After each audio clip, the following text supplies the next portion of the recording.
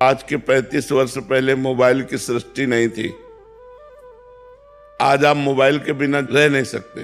समझ रहे ना, कलयुग का फांस देखो कितना बड़ा।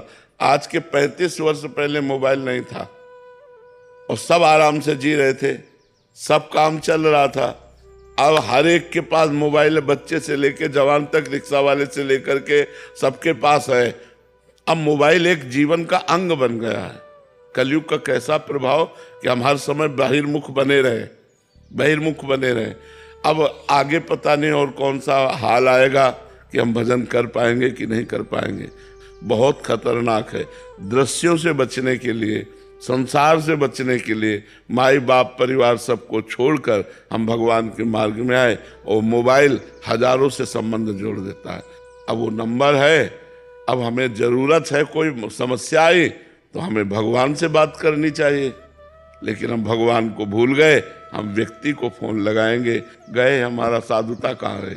साधुता तो ये है कि हे भगवान, आपके सिवा हमारा कोई नहीं, मेरे तो गिरधर गोपाल दूसरों न कोई, प्रभु आपके सिवा कोई नहीं। आप देख लो, आप चाहे विपत्ति में डालो, चाहे आप खुशी दो, अब आपसे ही है। नाथ बचा लो, मैं आपकी।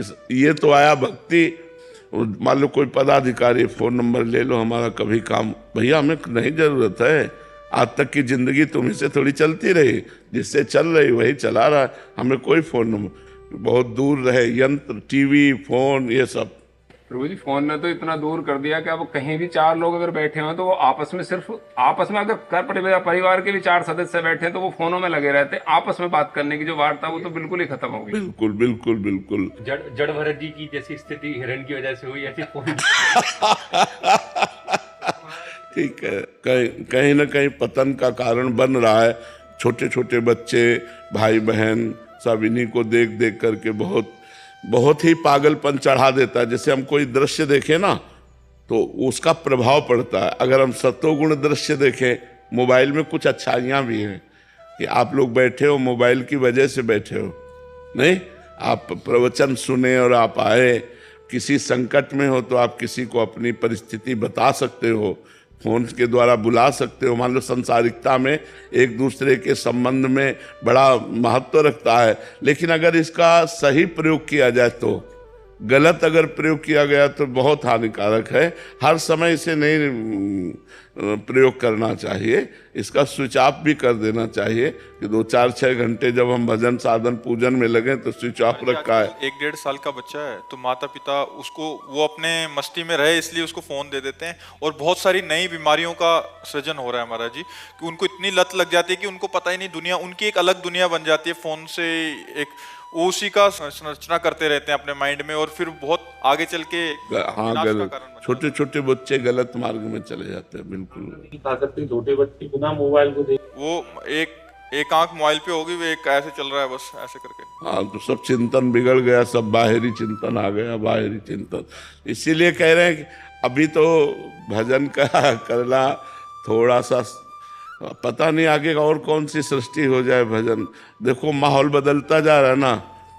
हमें लगता है 30-35 वर्ष ही पहले की बात है, गर्लफ्रेंड बॉयफ्रेंड नहीं था, लिव इन रिलेशन नहीं था। देखो नई नई चीजें आ गई ना विषय सेवन के लिए।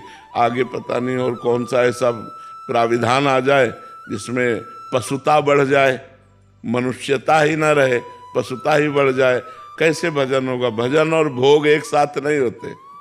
महाराज जी, सिंगल फैमिली में थोड़ी परेशानी आ जाती है, जैसे मिसेज है और फोन, बच्चे, एक छोटी बच्ची है, उसको दिखाने के लिए फोन देख मजबूरी पड़ जाती है।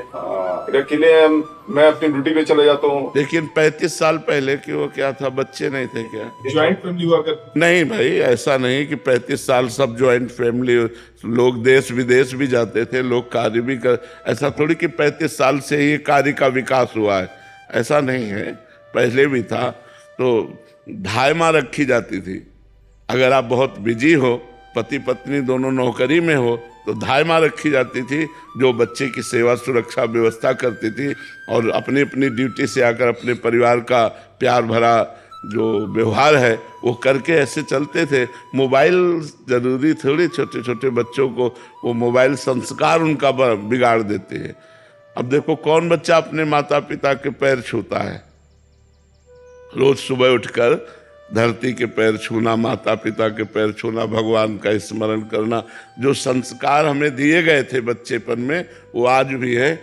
भैया ने सिखाया था, माँ ने सिखाया था कि उठते कराग्रे वस्ते लक्ष्मी कर मध्य सरस्वती, और पृथ्वी के पैर छूना, बड़ों के पैर छूना। तो अब जैसे सुबह उठते हैं तो ये सब करके भगवान का स्मरण करके बड़े बड़े भक्तों को नमस्कार करते हैं, बड़े जो भक्त याद आते हैं सबको नमस्कार करके, हे भगवान हम आपकी शरण में, आज का दिन आपकी शरणागति से भरपूर जाए, कोई गलती न होने पावे, कोई दोष न होने, और ऐसी दिनचर्या। अब सुबह से मोबाइल में लगे हो, 9 बजे तक सो रहे हो, कोई भजन साधन नहीं, तो पशुता तो आएगी ही आएगी, मनुष्यता थोड़ी आएगी, पशुता ही आएगी। नौजवान बच्चे महाराज जी पूरी रात, अभी बच्चे आते रहते हैं, मिलते रहते हैं, तो महाराज जी 8-8 घंटे लगातार रील्स में निकल जाते हैं, 4-4 5-5 घंटे, और 2-2 से 3-3 4-4 कितना समय बर्बाद हो रहा। अब ये पढ़ पाएंगे भाई? हमें पढ़ने के लिए भी एकाग्रता चाहिए। जैसे एक तपस्वी की एकाग्रता, ऐसे एक वैज्ञानिक की एकाग्रता, जैसे एक ब्रह्मचारी की एकाग्रता, ऐसे एक विद्यार्थी की एकाग्रता। विद्यार्थी एक तपस्यामय जीवन है, व्यसन रहित, व्यभिचार रहित, पवित्र चिंतन, पवित्र स्वभाव, तो विद्या अध्ययन में आगे उन्नति होती है। अब छोटे छोटे बच्चे हुक्का पीने लगे, बहन बेटी सिगरेट पीने लगी, नशा करने लगी, तो ये बहुत हानिकारक हो रहा है समाज में, जो ये गलत संस्कार बढ़ रहे हैं। तो हमें लगता है इसी जन्म में भजन कर ले।